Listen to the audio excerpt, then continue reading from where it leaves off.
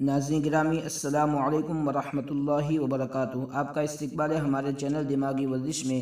ناظرین، سوال شروع کرنے سے پہلے ایک درخواست ہے کہ جن احباب نے ہمارے چینل کو ابھی تک سبسکرائب نہیں کیا وہ سبسکرائب کر لے تاکہ ہر آنے والا سوال آپ تک پہنچ سکے اور آپ اس سے فائدہ اٹھا سکیں۔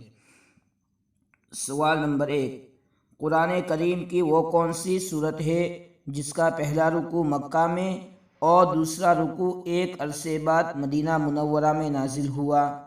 سورہ ملک، سورہ الحاقہ، سورہ مزمل، سورہ نبا۔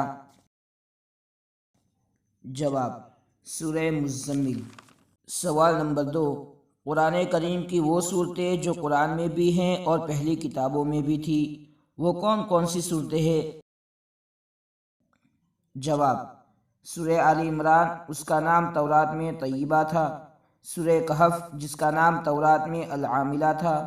سورہ قمر، جس کا نام تورات میں المبیزہ تھا۔ سورہ ملک، جس کا نام تورات میں المانعہ تھا۔ سوال نمبر 3، قرآن پاک کی پہلی وحی کس کے متعلق ہے؟ جواب: علم کے متعلق۔